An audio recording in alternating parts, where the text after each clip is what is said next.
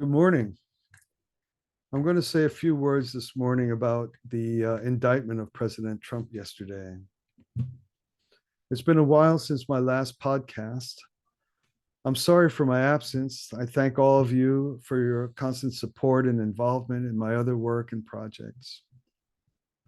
The indictment of President Trump yesterday at a Manhattan courthouse has drawn literally gallons of print ink and miles of video and media commentary. So this is one of the reasons I've been reluctant to speak on the matter. With so much said by important, thoughtful, and knowledgeable people, it's a bit intimidating or even feels like hubris to imagine you have something that also must be said on the matter. On the other hand, what happened yesterday is world historical. Everything has changed as a result of yesterday's indictment. And with that, there's an element of feeling that it would be irresponsible not to speak publicly in the face of a time, such a moment. The facts of the case are pretty much known. District Attorney Alvin Bragg successfully moved an impaneled grand jury to proceed with indicting President Trump on 34 counts of fraudulently falsifying New York business records to conceal crimes. Ordinarily, the charges, falsifying business records, is a misdemeanor, but Alvin Bragg, by adding to conceal other crimes, has elevated them to felonies and has successfully prosecuted the case where a grand jury decided there is sufficient evidence to move forward with the case. A grand jury is between 16 and 23 people whose job it is to determine if there is sufficient evidence to formally accuse someone of a crime. And they did. The actual events of the day yesterday was that in a criminal court in southern Manhattan Island, Attorney General Bragg arraigned and arrested former President of the United States based on the grand jury decision. And President Trump arrived on time with his lawyers and sat to listen to the indictment being unsealed and read publicly for the first time. Of course, the details of the indictment were leaked illegally out of Bragg's office last week to the inveterate Trump-hating journalist Michael Isikoff a week prior. That is definitely a felony crime. No one argues with that. Leaking a sealed indictment. And there have been calls for Bragg to indict himself and resign. But this is not the point. This is secondary. This is the fight. I'm speaking about something else this morning. After the hearing, lasted less than an hour. Trump listens to the indictment, pleads not guilty to all 34 counts, leaves the courthouse, flies home, gives a speech later that evening at Mar-a-Lago Estate. The content of his speech was to go through all the history of efforts to destroy him, beginning with planting spies in his campaign, the false accusation of the Russia collusion hoax, which failed under the leadership of Special Counsel Mueller. He goes through all the many attacks on him, including 21 armed FBI agents forcing their way into his house while him and his family were not there, ransack his house, go through stuff in search of documents, and finally arrives at the process by which Bragg arrived at his indictment. So that was his speech last night. President Trump is an unusual political figure insofar as what he arouses in people is either extreme love, adoration, support, admiration, respect, or extreme disdain and disregard. This is known as a divisive figure. The other aspect about what's going on in our time is that the American politics, in part due to the extreme amount of wealth and power involved, is one of the most deadly and vicious arenas of political battle in the world, in history. America has survived this despite, in large part, due to God-inspired genius of its design at the time of its founding.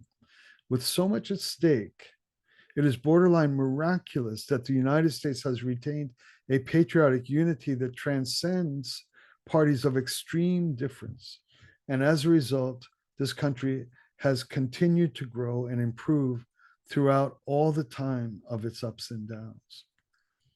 The breakdown of this transcendent American unity, this shared sense of wanting the best for our country, that, that was able to hold in conversation parties of extreme ideological difference with massive amounts of wealth and power at stake, has been in steep decline since the 1960s, or the period after the Second World War.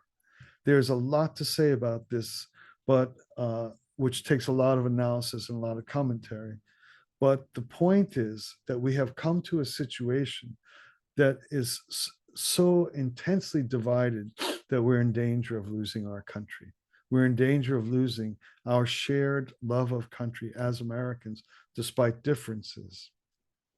Add to this tragedy, the intense split in the reactions to the person of Trump. Such great love on one side, such great disdain on the other, that we are standing in a moment of a perfect storm. We are in a perfect storm.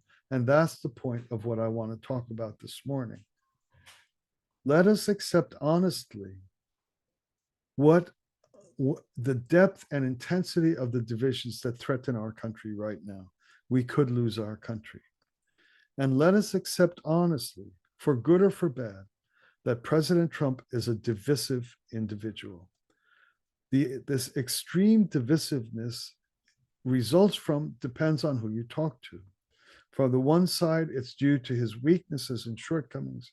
From the other side, it's due to the historical magnitude, his courage, and his virtue.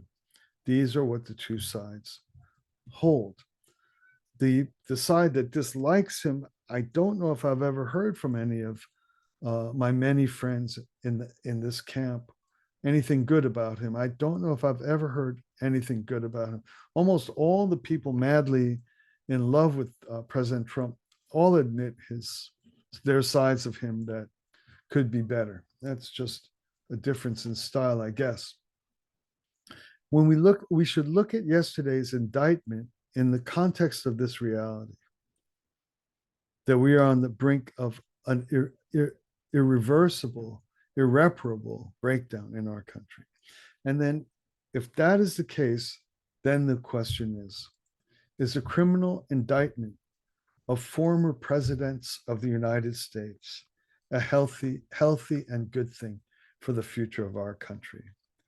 Think of your favorite living president. Would you like to see that person criminally indicted? Do you think that America, being a country that has criminals as its former leaders, is good for the state of our country? Is it, and then more extremely than that, is it good for America to have presidents made into criminals based on a matter of bookkeeping, a bookkeeping matter of misdemeanors elevated to felonies, and if you, depending on who you are, very tenuously so?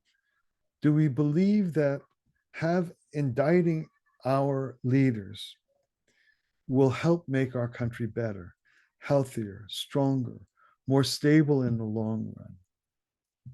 For those who truly feel that President Trump is a person of significant harm to the things we hold dear, I imagine it may be considered perfectly legitimate, even virtuous, to attempt to incapacitate him and destroy him and his political aspirations by any means necessary. I'm guessing. Even so, I would still ask those people who are strongest in this sense that this is good to pause for a moment and look at matters primarily from the long-term health of our country, as we hope for the chance to keep going and to be strong and good through difficult times together, and to be helpful to the world in better times. There are many countries in the world that automatically destroy and imprison former leaders almost immediately upon change of administrations. These countries are brutal, unstable, utterly incapable of proceeding and progressing for the positive welfare of their people. Is this something that the United States wants to emulate, wants to import? The United States of America has managed to retain a shared sense of country and purpose that has kept us above this primitive and low grade political violence and political culture.